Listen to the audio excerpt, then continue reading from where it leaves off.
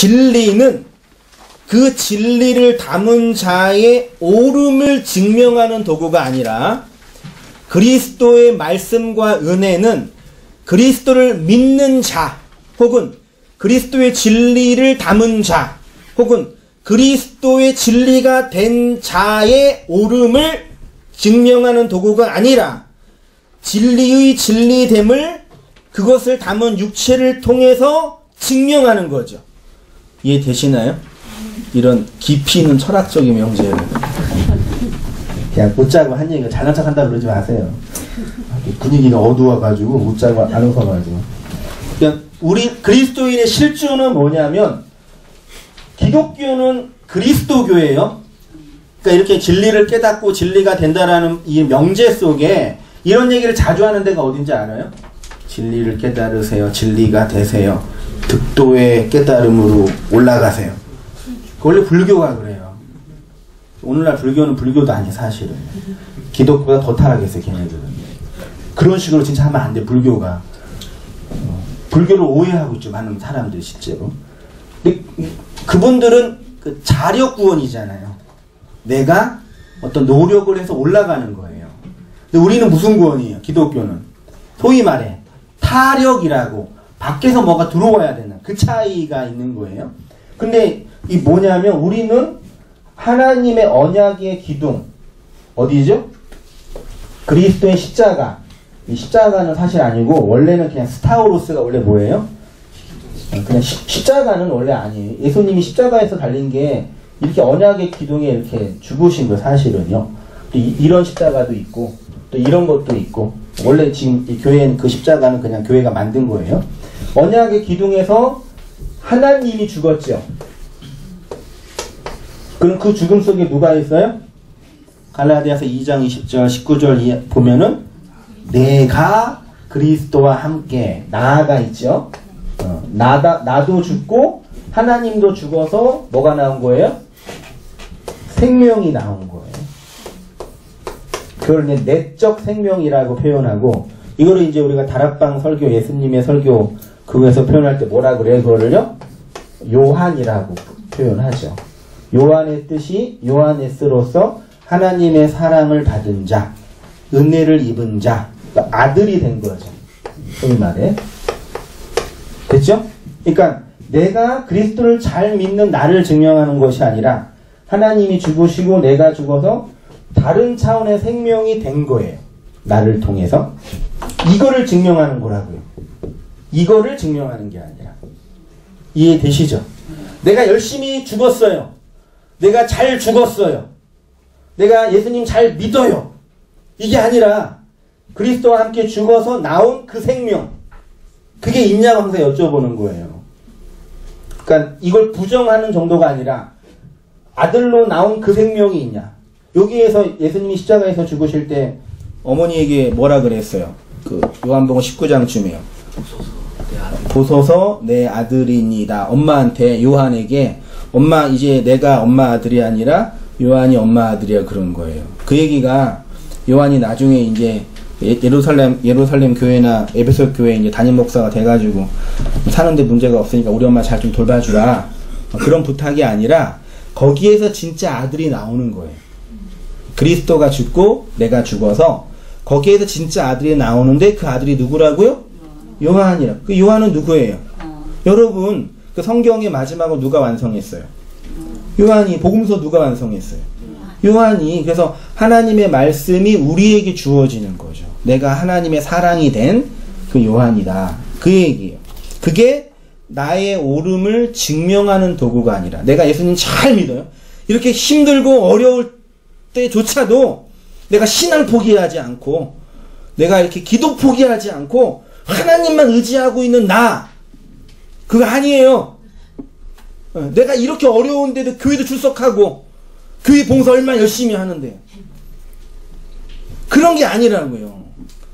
그리스도 때문에 살아난 내적 생명 항상 제가 그걸 여쭙는 거예요. 그것을 따라 살아가는 성도의 삶에 대해서 사도 바울이 고린도전서 4장 9절 이하에 이번 주에 성경 공부하면서 말씀 나누었던 건데 제가 너무 좋아가지고 한 번 더 반복을 하면서 자주 말씀드렸던 내용인데 고전 4장 9절부터 16절까지 한번 같이 한번 읽어보시겠습니다. 시작. 내가 생각하건대 하나님이 사람이 우리를 주시고 작정을 겠다같이 끄트머리에 주셨으니 우리는 세계고 천사와 사람에게 걱정거리가 되었노라.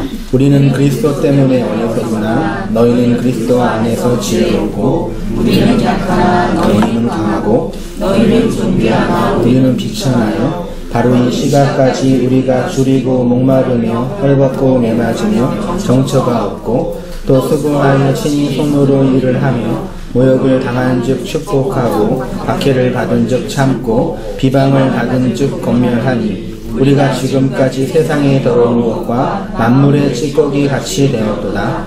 내가 너희를 부끄럽게 하려고 이것을 쓰는 것이 아니라 오직 너희를 내 사랑하는 자녀같이 권하려 하는 것이라. 그리스도 안에서 일만 스승이 있으되 아버지는 많지 아니하니 그리스도 예수 안에서 내가 복음으로써 너희를 낳았습니다. 그러므로 내가 너희에게 권하노니 너희는 나를 본받는 자가 되라. 이런 설교를 저도 그 부교육자 할 때나 청년 때 많이 들었는데 언제 주로 하냐면 헌신 예배 때 타교회 목사님들이 오셔가지고 여러분은 바울이 고린도 교회를 향해서 여러분은 저를 본받는 자가 되세요 해놓고 성도님들은 담임 목사님을 본받는 자가 되세요. 할렐루야. 이렇게 해서 우리가 담임 목사님을 본받아야 되는구나. 그렇게 이제 적용을 해요. 맞아요, 틀려요? 틀려요. 목사를 본받으면 돼요, 안 돼요? 우리 그렇게 쉽게 상처되게. 그래도 좀 이렇게 좀 기분 좋게. 그래도 이렇게 대놓고. 이게 어떤 하나님을 잘 믿고 있는 바울을 본받아야 되는 거예요. 잘 생각하세요. 하나님을 잘 의지해서 자기 모든 걸 다 포기하고 선교사로 교회 개척자로 신학자로 살고 있는 그 바울의 헌신을 본받아야 되는 거냐고요. 아니에요. 여기에서 바울이 본받으라고 말한 거는 앞에 있는 이야기, 이게 이야기는 뭐예요? 말하자면 생고생한 거죠. 복음을 전하기 위해서 당한 생고생이에요. 근데 이 생고생은 인간이면 누구나 당하는 그런 고생이 아니에요. 그리스도의 말씀에 의해서 끌려가는 모습이죠. 제가 이거를 개척하고 한 10번은 좀 과장이고 많이 설교를 했는데 그래도 못 들은 분들을 위해서 머리와 마음에 딱 새기고 이렇게 살아가시면 돼요. 바울이 너희는 나를 본받으라고 할 때 그 바울의 상태가 뭔지를 말씀드렸는데 이 이야기의 문맥은 뭐냐면 고대시대 로마나 다른 나라에서 왕이나 장군들이 정복 전쟁을 하잖아요. 정복 전쟁을 하면 그 나라를 정복하고 그 나라로 와서 어디의 길을 통과해요? 개선문을 통과하죠. 개선행렬. 지금도 올림픽에서 그 금메달 따고 월드컵 4강 들어가면 그 지청학 광장을 쭉 가면서 막 꽃다발 들이면서 와 그러잖아요. 그런 개선 행렬이 있는 그걸 염두에 두고 하는 거예요. 그러면 이렇게 개선문이, 이거 개선문이라고 할게요.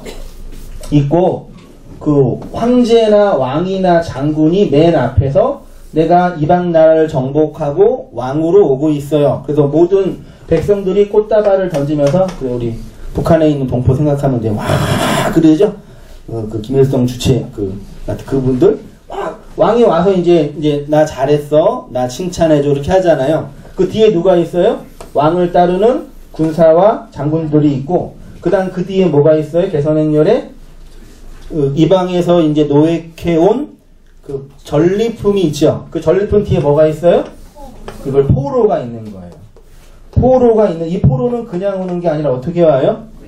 이게 목에 매여서 꽃챙이에 꽂혀서 질질 끌려가요. 질질 끌려가는데 이 그림을 두고 아까 그 4장 9절의 끄트머리에 두셨음에 천사와 사람에게 무슨 거리요? 구경거리. 지금 이 그림 속에 끄트머리 여기에 있는 거예요. 이게 바울이에요. 그리고 바울이 이렇게 바울을 노예로 만든 바울을 정복한 이 장군은 누구예요? 예수님이에요. 그 예수에 의해서 끌려가는 나를 본받으세요. 그거예요. 오늘날 그 인문학자들이나 그 적극적인 사고방식에서 말하는 사람들이 그 멘토, 멘티 그런 거 있잖아요. 저도 신학교 가가지고 이제 하여튼 어디든 가든 맨 위에 있는 사람들을 동경하잖아요. 직장이든 뭐 사회든 맨 위에 있는 사람을 동경하면서 뭐라 그래요? 저 사람이 저렇게 맨 높이 올라갈 수 있는 방법이 뭔지를 분석하죠. 그러니까 오늘날 그 텔레비전이나 인터넷이나 그런 걸 보면 좀 마음이 아픈 게 성공한 사람들의 그 성공 스토리가 그렇게 많이 나와요. 그래서 이 사람 어떻게 없는 돈에서 이렇게 성공했는지 그런 거를 지금 말하는 게 아니에요. 바울이 예수님을 잘 믿어서 그리스도께 복받아가지고 이런 일을 했다가 아니라 그리스도에게 끌려가 노예가 돼서 그리스도에게 끌려가는 바울의 존재를 본받으라라는 얘기죠. 그 이거를 보고 본받고 싶으셔요? 싶으셔요? 안 더 싶으셔요? 이거를 보는 사람들이 있을 거 아니에요. 첫 번째 부류는 뭐예요? 바울을 보면서 그리스도의 노예를 끌려가는 바울을 보면서 뭐라 그래요? 공부를 많이 하더니 미쳤구나 네가. 아이 불쌍해라. 그런 사람이 있는가 하면 또 어떤 사람이 있어요? 이 바울을 노예로 만든 그 그리스도의 노예가 되고 싶은 어떤 사람이 또 생긴단 말이에요. 이 진짜 중요해요. 바울을 끌고 가고 있는 그리스도의 노예가 되고 싶은 어떤 사람이 바울을 보면서 나도 그렇게 끌려가야지 라고 하는 소위 말해 변태 같은 인간이 나온다고요.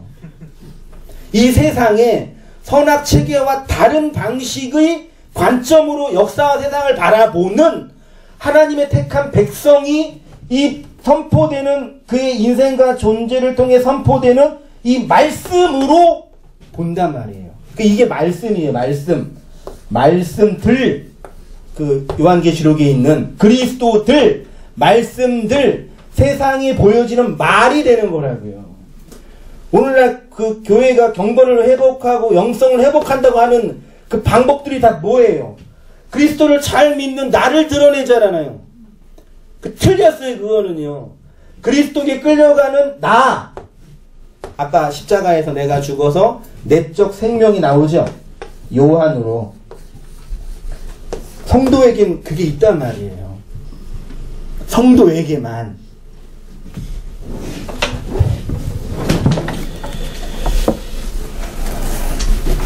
그렇게 본받으셔야 됩니다. 그렇게 끌려가고 있는 거예요. 누가요? 제가요.